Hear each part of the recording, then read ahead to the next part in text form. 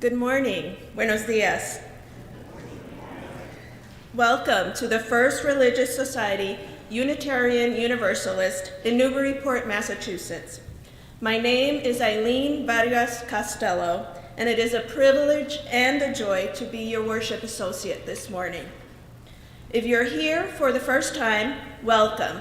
We are glad you're here. We come together at FRS online and in person, committed to love, peace, and justice. Our mission and our invitation to all of you is to come as you are, journey together in love, act with courage, transform our world. If you're worshiping online and would like to access this morning's order of service, please click on the link just below the live stream. If you would like a large print order of service or hymnal, please ask an usher and they will be happy to help you.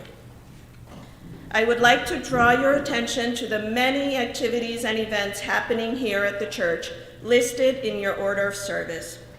Today, we're delighted to have an FRS member with us to share her My El Camino journey. This past summer, parishioner Amy completed 114 kilometers of El Camino de Santiago, a pilgrimage in Spain. She will share a bit about this in the service this morning, and then we'll be sharing more immediately after the service. In this presentation, she will share pictures of El Camino's natural beauty, stories of connections with strangers turned friends, a few hardships, and the many lifelong lessons and rewards. We will remain in the sanctuary for the presentation, which will start about 10 minutes after the end of the service. There will be a special congregational meeting held on Sunday, March 10th, immediately following the service, to vote on replacing our roof, the roof on this building. We need a 20% quorum for this meeting. Please register in advance. You'll see a link in your order of service and upcoming steeple newsletters. In lieu of our monthly UU discussion group, Reverend Rebecca invites her to join her on Tuesday, March 5th, here in the sanctuary from 6:30 to 7:45 p.m. for a program entitled Being Black in White Spaces, a brave talk for racial justice. Eddie Carson, Dean of Multicultural Education at the Governor's Academy, will offer the talk, followed by a Q&A. We are honored to host this kickoff event for a month-long series of events designed to help us to be an anti-racist community, organized by the Peck Center and the YWCA. There is a $10 suggested donation for Tuesday, March 5th's event. See your order of service for how to purchase tickets. Please let Reverend Rebecca know if you need a complimentary ticket, as she has some available. Thank you. It is good to be together.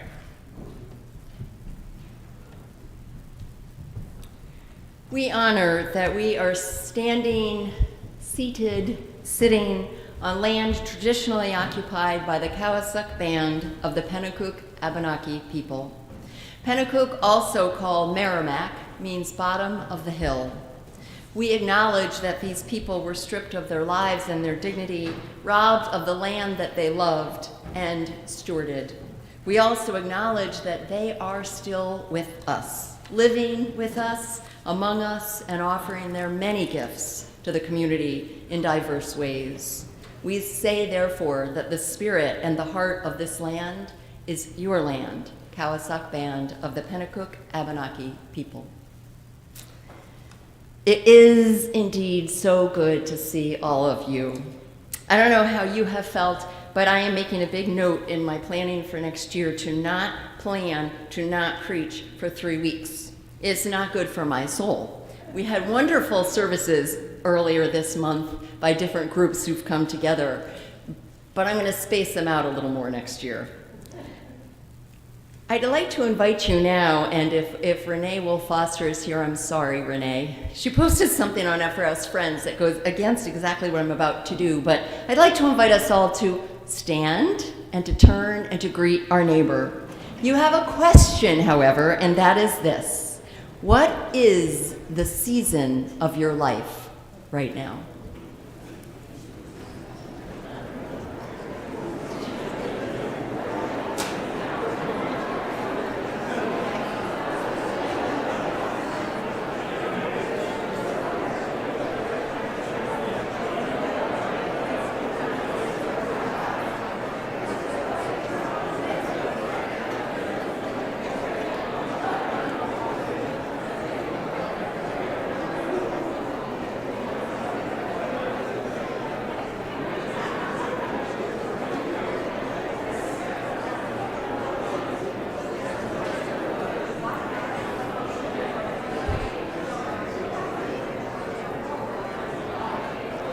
Okay, so you can, I knew you would enjoy that. I love that sound.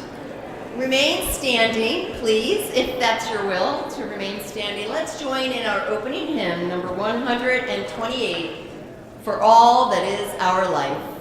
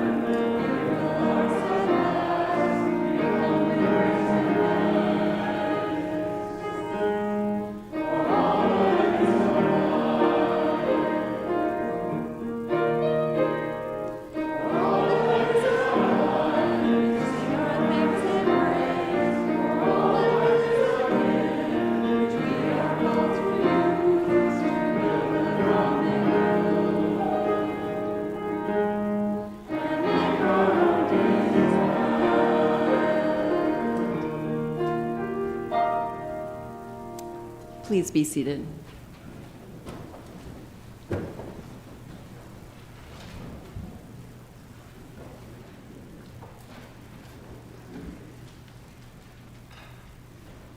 Please join in saying our chalice lighting words as Bettina lights the chalice. The words can be found in your order of service.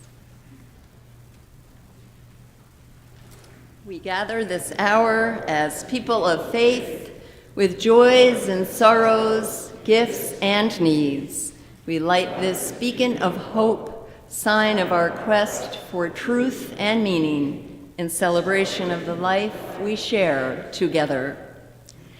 Each Sunday, we also light 2 candles of peace, each of them representing a particular place on earth that needs peace. As I say every week, there are untold numbers of places on earth that need peace.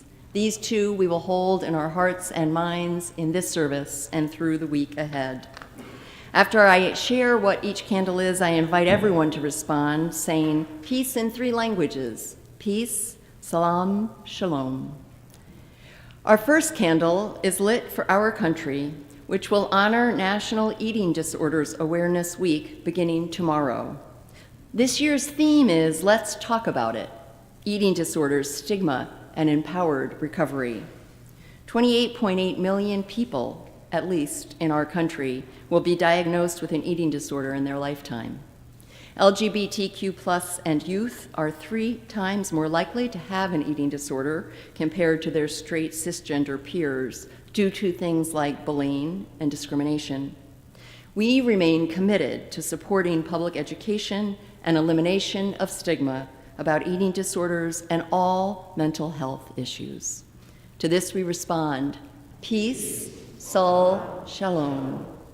Our second candle this morning is lit for Ethiopia, which is in the grip of its worst drought in decades. More than 10 million people are in need of assistance and are in danger of starvation as a result of successive harvest failures and widespread livestock deaths. May those of us with the resources to assist do so. May we act to end malnutrition and starvation. And may we hold these people who are seemingly so far away from us, and yet we know they're not, close in our minds and in our hearts.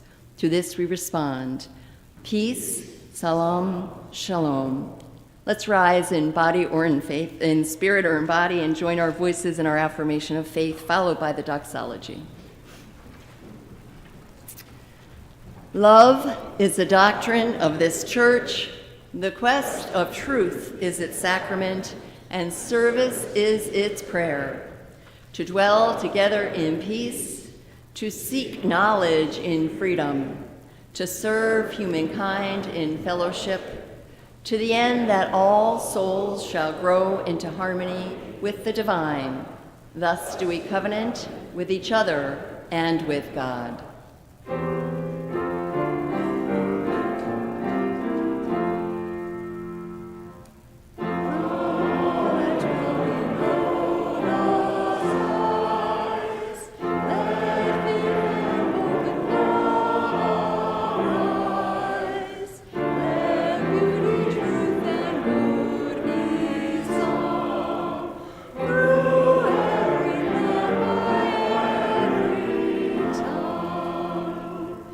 Please be seated.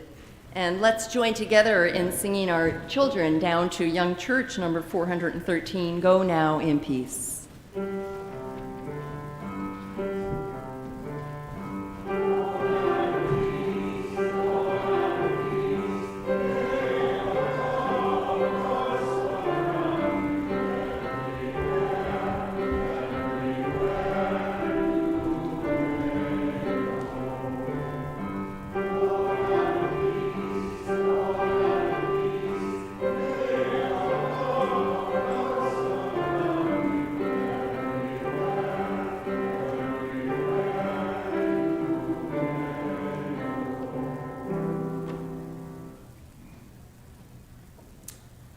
Each week, we take a few moments in our service to lift up the joys and the sorrows, the hopes and the dreams of our beloved faith community.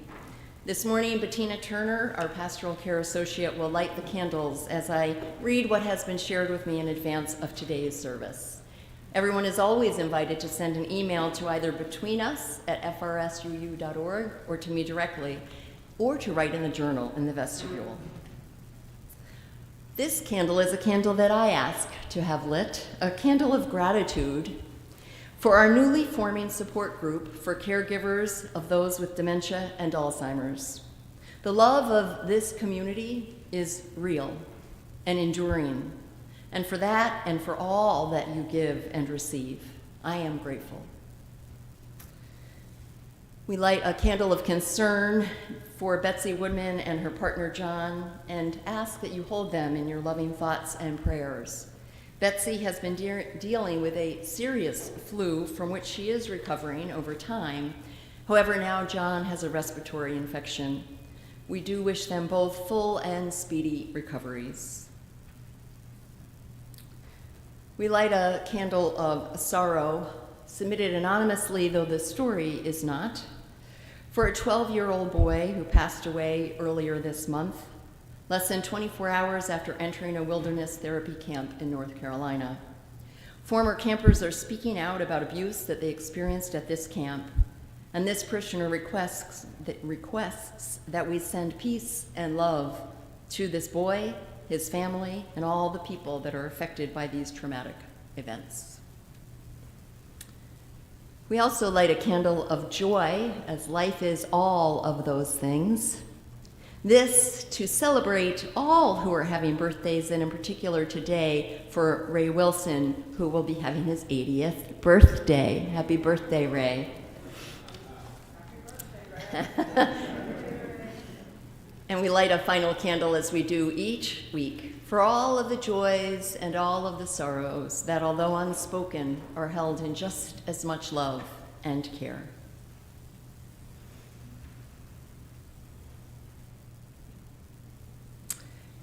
Our pastoral prayer this morning is a meditation on forgiveness. I invite you, if you're comfortable, to actually close your eyes, to at least soften your gaze. Maybe open your palms, put whatever has been held in your hands on the side for just a few minutes. This is a Hawaiian healing age-old practice. It is a forgiveness prayer, hopo'ono ono. It is a practice both for reconciliation and a way to restore self-love and balance. Ho'oponopono ono roughly translates to bring things back in balance, make things right. It's very Zen. In Native Hawaiian, pono means balance. And used over time, it has a way of interrupting and changing our inner monologue. I'll share what the prayer is and a tiny bit more, and then invite us to actually practice this. The prayer and the words go like this: I'm sorry.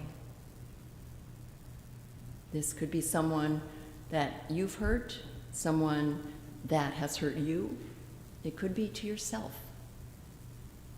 I'm sorry. Please forgive me. Thank you. I love you. So simple, and yet words we all need to hear.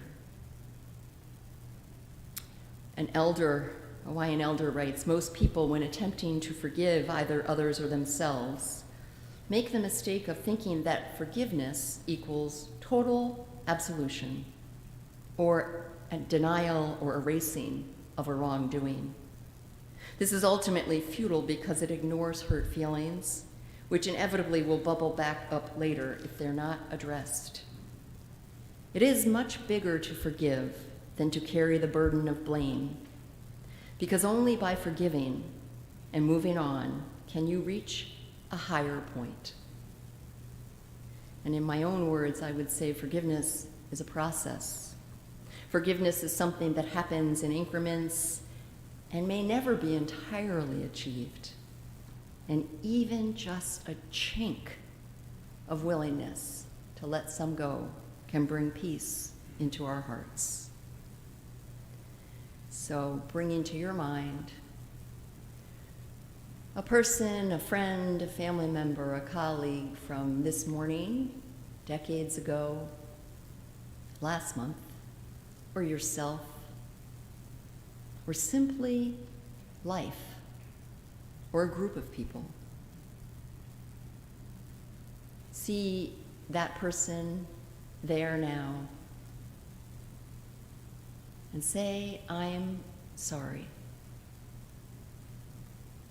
I'm sorry. I am sorry.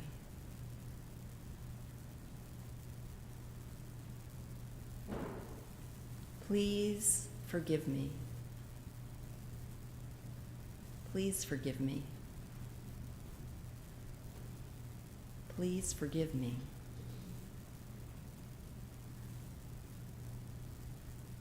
Thank you. Thank you. Thank you. I love you. I love you. I love you. Even if this person is no longer here, even if you need, it necessitates that you need to have no direct relation with them, recognize, my friend, that this level of forgiveness within yourself is for your heart, your soul, and the betterment of the world. May it be so.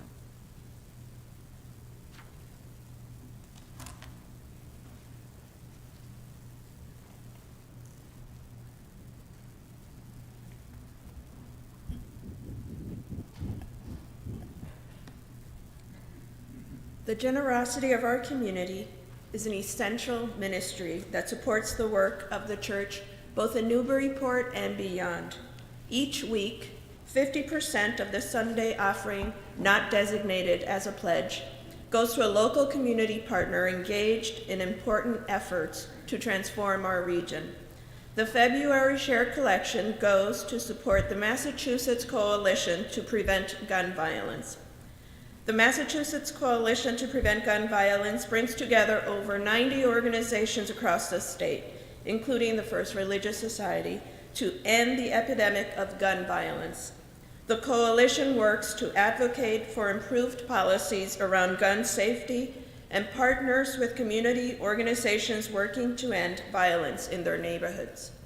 To give online, please use the link in your order of service or below the live stream. You can also make a contribution by text, and of course, you can always mail a check to the church as well. Thank you.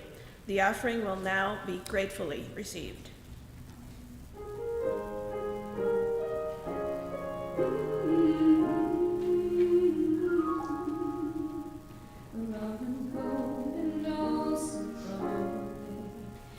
Dreams that I recall, full of unicorns who love to play behind my garden walls, and the clouds would look like dragons' tails as they moved across the sky. And a tree could be the Prince of Wales, and little girls could fly. I remember how it was to just be me, and to my surprise I look through your eyes, and once more I can see.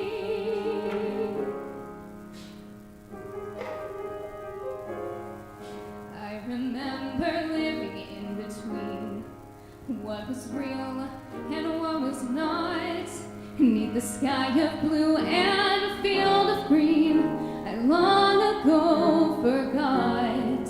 And I remember rabbits running late underneath my mother's fence, and a singing cup and talking plate who somehow both made sense. I remember every moment, I remember being free, and to my surprise I looked through your eyes and I remember me. For somewhere deep inside me there's a girl from way back when. She just needs your love to guide me and make her see again. I remember every moment when my heart was young and free, and to my surprise I looked through your eyes, and once more I can see.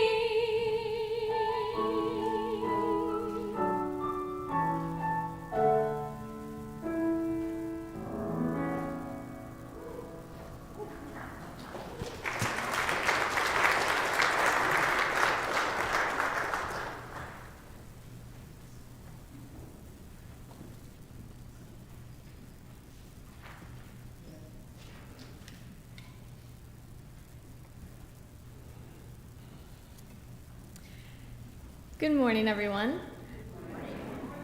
My name is Amy.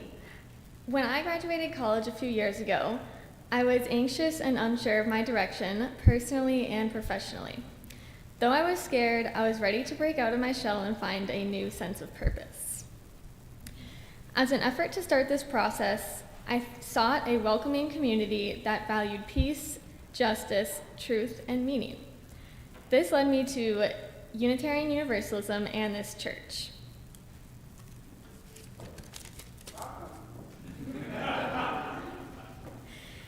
Through my relationship with the church, I valued my relationship with nature and spirituality on a deeper level. I felt motivated to work on being present with myself, my environment, and the people around me. I wanted to radiate peace and love to others as this church did to me. Last year, I offhandedly said to a friend, "Hey, what if we fled to Europe?" To my surprise, she said, "Let's do it." So we bought heavy-duty backpacks and one-way tickets to Spain. We were going to hike El Camino de Santiago. El Camino de Santiago, also known as the Way, is a Catholic pilgrimage that leads to the tomb of the Apostle St. James in the Cathedral of Santiago de Compostela, Spain. Though it is rooted in Catholicism, people complete it for a variety of reasons. For me, it was a mental and physical challenge as well as a journey of spirituality and identity. There are many different routes to take. One takes you through the mountains of France, another along the coast of Portugal. We decided to complete the most popular section, the last 114 kilometers, around 70 miles of the Camino Frances route. The amazing people, the breathtaking nature, and even the pesky bedbugs all made up my incredible El Camino journey. After the service, I will share more details and pictures and lessons I learned along the way. No pun intended. I hope to see you there. Thank you.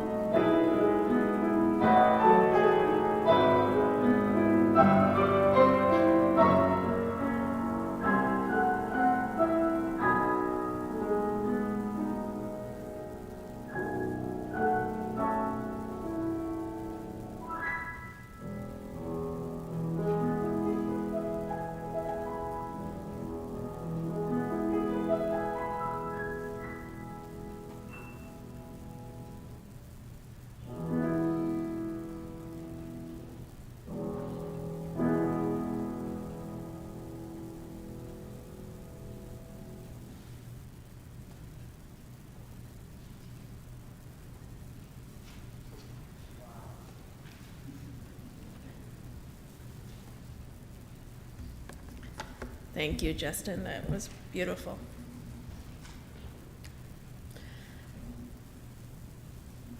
The reading today is a poem titled Palindrome by Liesl Mueller. There is less difficulty, indeed no logical difficulty at all, in imagining two portions of the universe, say 2 galaxies, in which time goes one way in one galaxy and the opposite way in the other. Intelligent beings in each galaxy would regard their own time as forward and time in the other galaxy as backward. Martin Gardner in Scientific American. Somewhere now, she takes off the dress I'm putting on. It is evening in the anti-world where she lives. She's 45 years away from her death, the hole which spit her out into pain, impossible at first, later easing, going, gone. She has unlearned much by now. Her skin is firming, her memory sharpens, her hair has grown glossy. She sees without glasses. She falls in love easily. Her husband has lost his shuffle. They laugh together. Their money shrinks, but their ardor increases. Soon, her second child will be young enough to fight its way into her body and change its life to monkey, to frog, to tadpole, to cluster of cells, to tiny island, to nothing. She's making a list. Things I will need in the past. Lipstick, shampoo, transistor radio, Sgt. Pepper, acne cream, 5-year diary with a lock. She's eager, having heard about adolescent love and the freedom of children. She wants to read Crime and Punishment and ride on a roller coaster without getting sick. I think of her as she will be at 15, awkward, too serious. In the mirror, I see she uses her left hand to write, her other to open a jar. By now, our lives should have crossed. Somewhere, sometime, we must have passed one another like going and coming trains, with both of us looking the other way.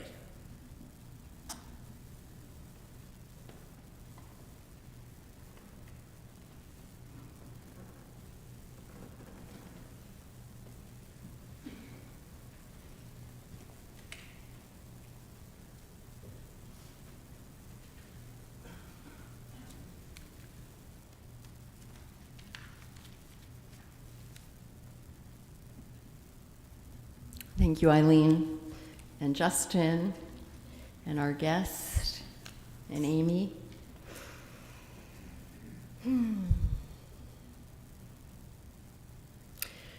Do you sometimes do things that are out of your comfort zone for people you love? Because you love them? Maybe you've been the mama bear who stood up for children and what they needed, even when it was uncomfortable to cause a scene. Or the neighbor who said yes when others looked away. Perhaps you've followed an urge to help someone or a group of people, even though it felt illogical and overwhelming. Love has a way of doing that. It nudges us toward what we know is right and holy and good. And if I can say one thing you remember from this sermon is, it is up to us if we decide to engage and choose love. I've wanted to deliver this sermon about the meaning of love for a long time. But I've resisted writing and delivering it because it means everything to me. And I didn't want to mess it up, to shortchange or do disservice to love's power. and possibilities. And before I go any further, I need to say something to those of you, and I know you're out there, who are doubting love, or who have never felt or known love and its power. I have been there. Many years ago, a teacher of mine was leading a workshop on mothering, eternal mothering, goddess. And she said, for those of you who didn't have that, borrow my mother. I'm happy to share her. So I want to invite you to borrow my love. Borrow it for as long as you need to. Let it give you the gifts it has given me until you find your own.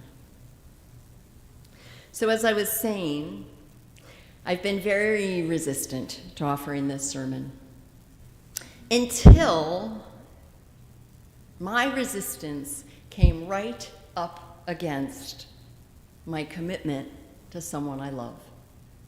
Like I asked earlier, have you done things for people you love that you would never do for yourself because you love them?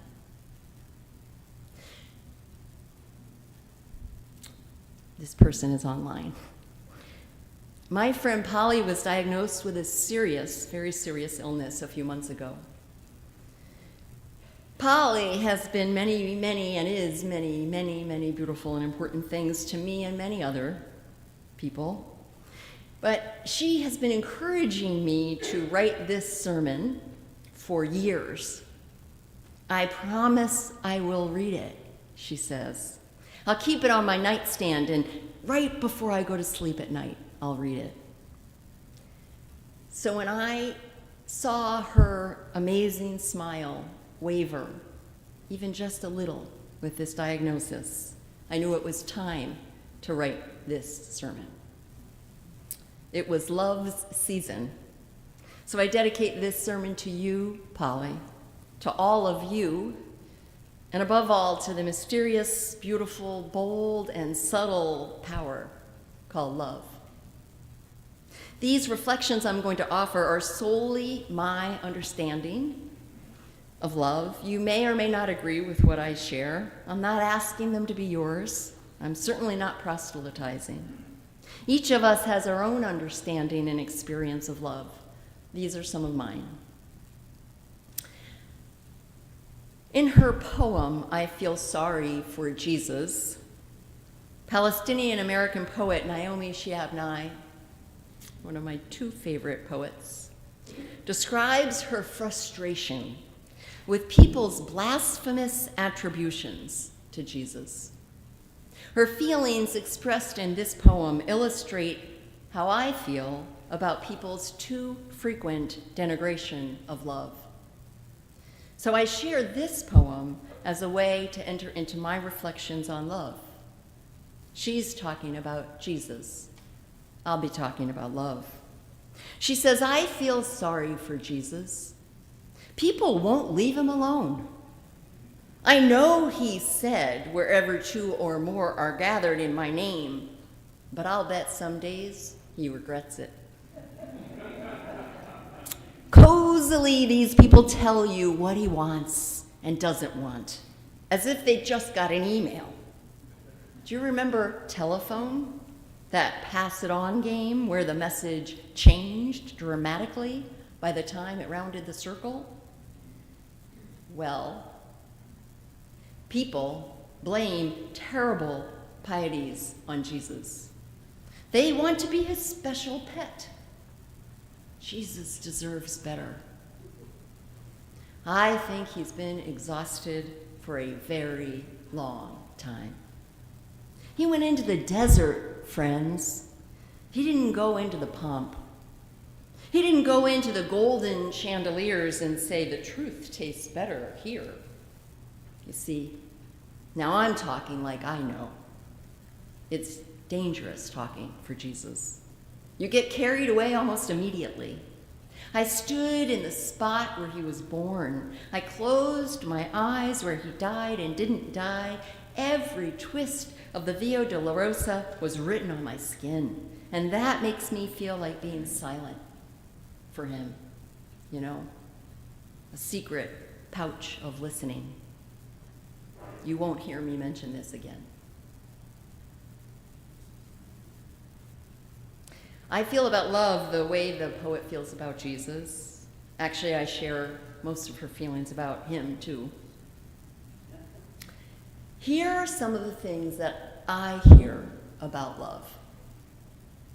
It doesn't work. Love, it's a cliche. Love is soft, meaningless. There are problems to be dealt with in this world.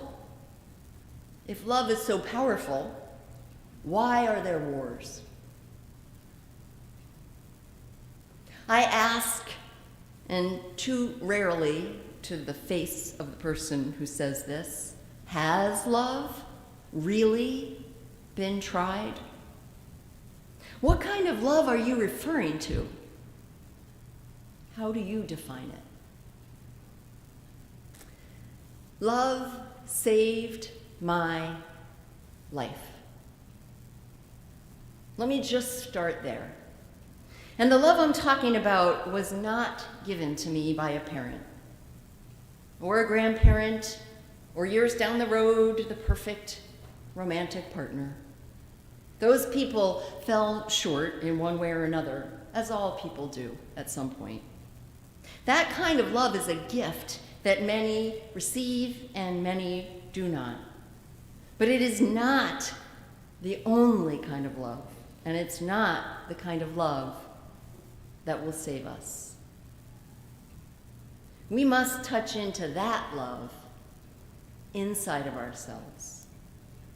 So love, as I understand and experience it, is an energy. It's a power of good. As I said earlier, we all have to make the decision to engage with this. It's always a choice. For unlike fear and violence, love will not overpower you. We all have equal access to this power, though many have lost that connection as a result of a culture that doesn't value it, for example, or being mistreated by a person or people or a system that says you are not worthy or lovable. You are an object. I know that disconnection. I've lived it. And I know it can be healed. So allow me, if you will, to share now my letter to Polly, answering her question, what is love? Dear Polly, friend of mine and so many others, your smile is so bright, made more real by your deep dimples. Your optimism is present even while you do no struggle, and especially now that you know a different kind of pain. Your light shines so bright it makes Hallmark look like CNN.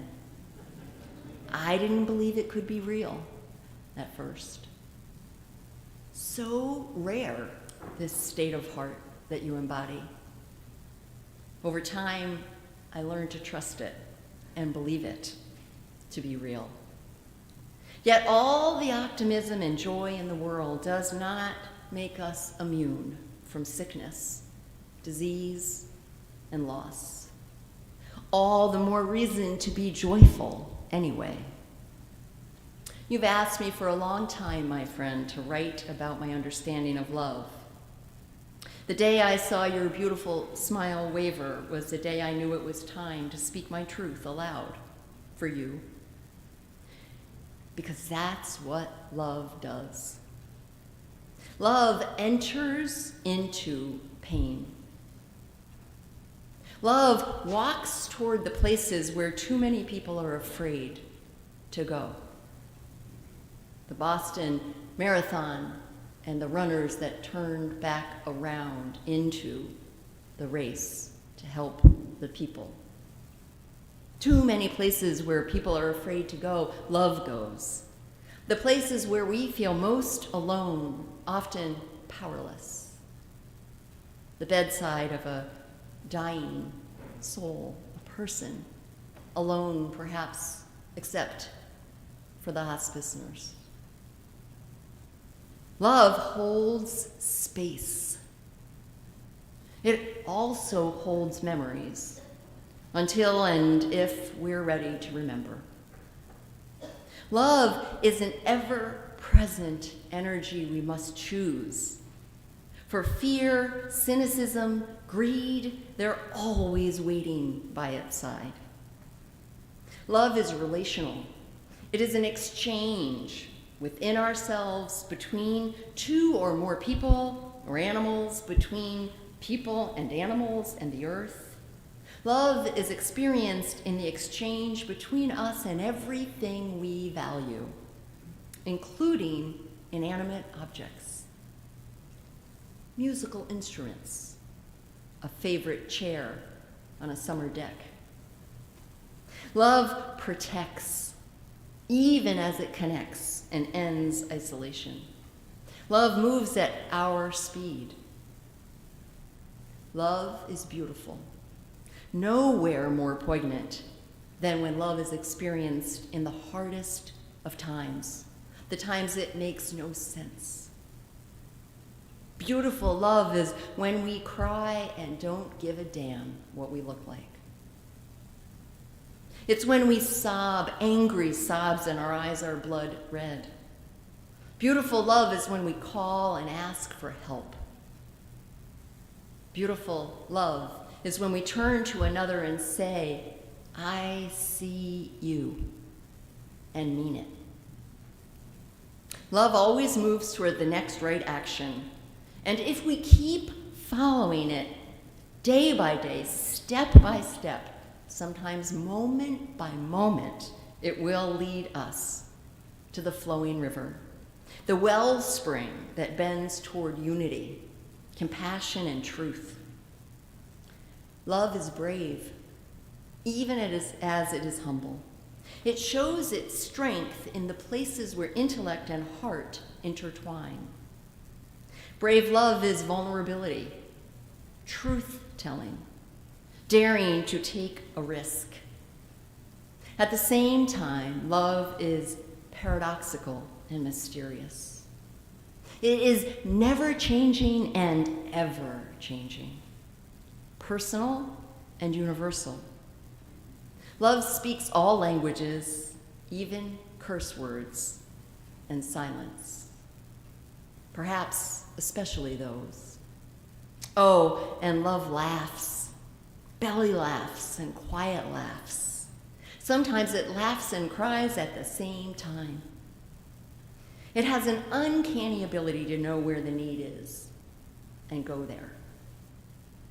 Love is accessible regardless of physical distance because love knows no boundaries. It is much larger than that. Above all, dear one, as you sit where you are today, know that love is eternal. It never ends with death. Love lives on and on and on, even in its changing form. Love, its circles are everywhere, through all the seasons of life.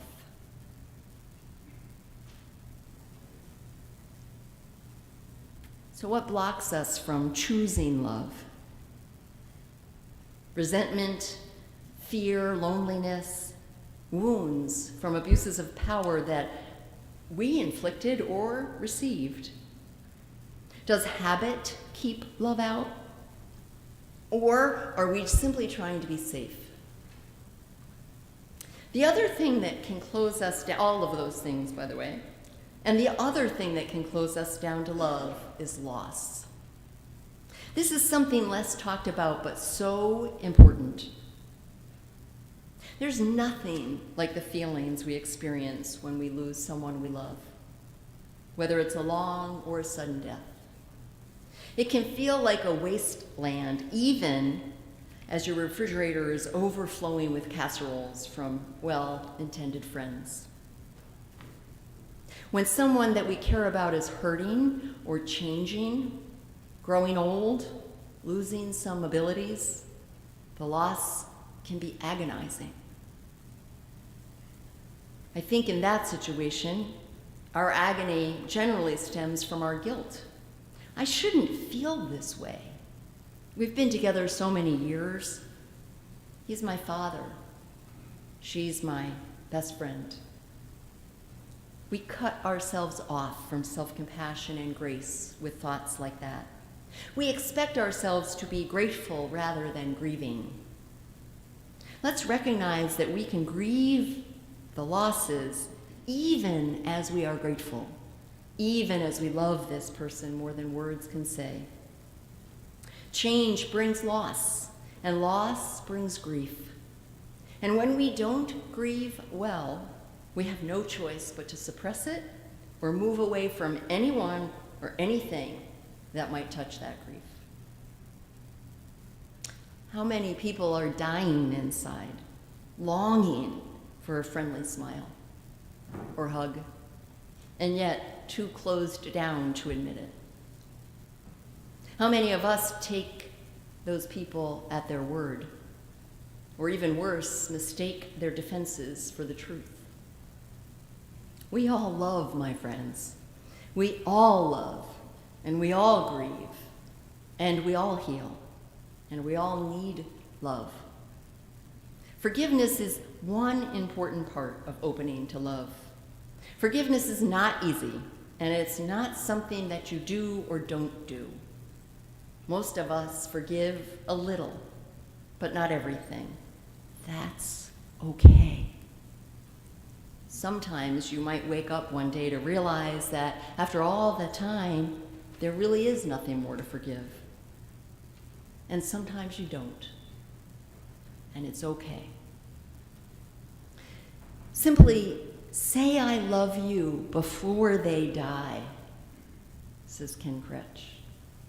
Why don't people say it before they die?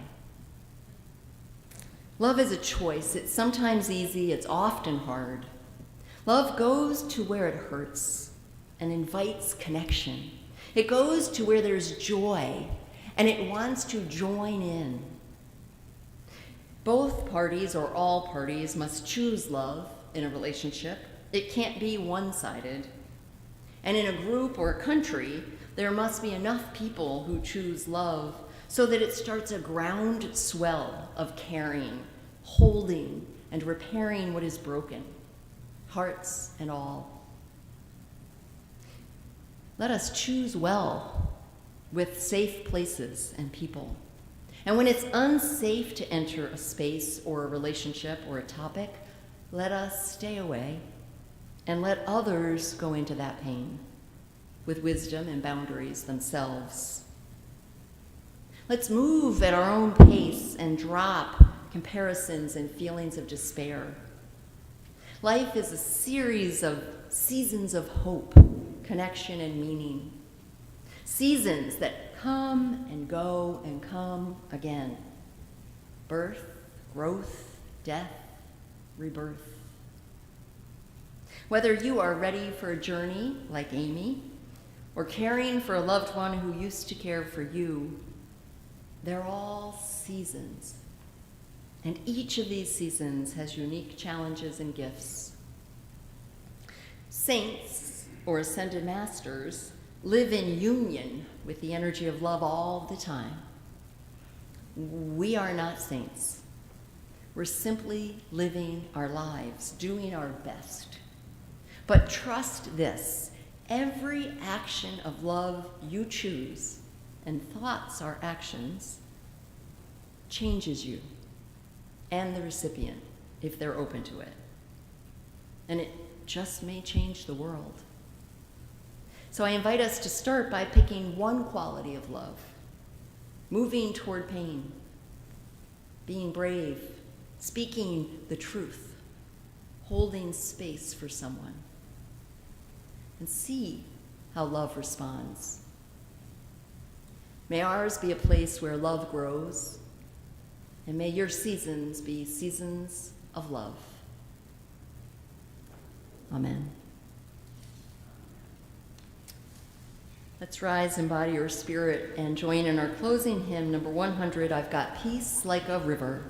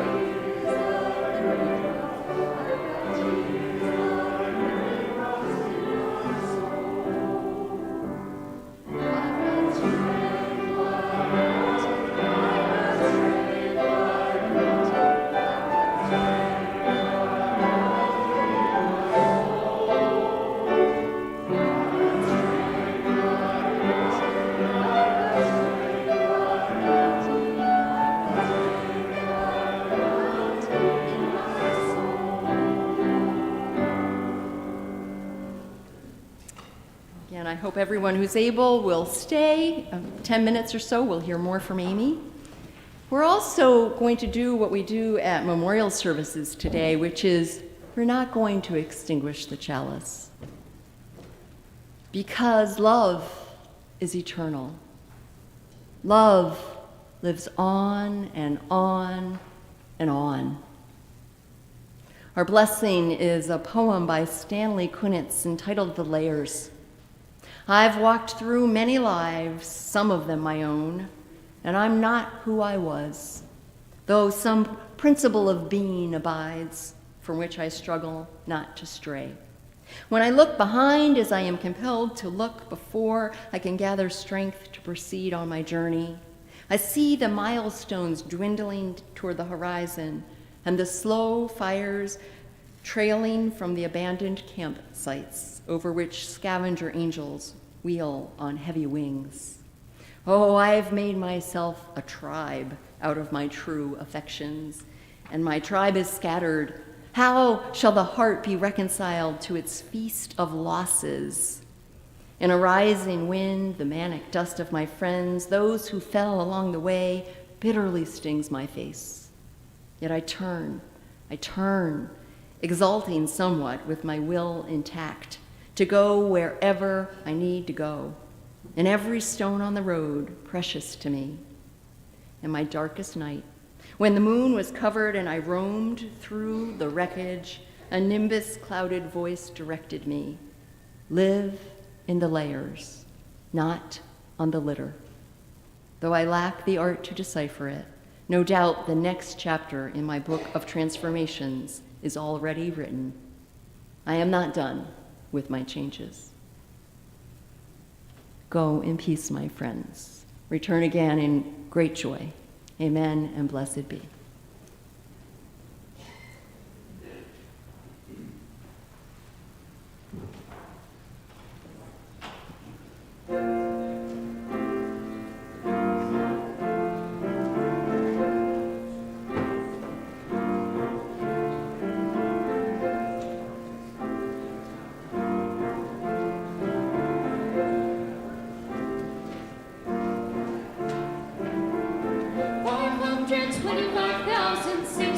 Minutes, 525,000 moments so dear, 525,600 minutes.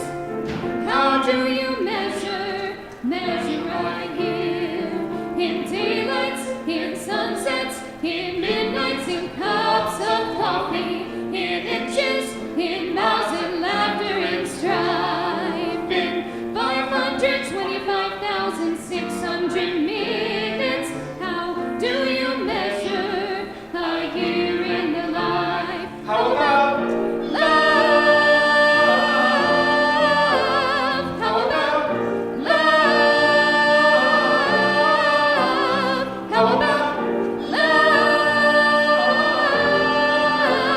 Measuring love. Seasons of love. Seasons of love. 525,600 minutes. 525,000 journeys to plan. 525,600 minutes. How do you measure the life of a woman?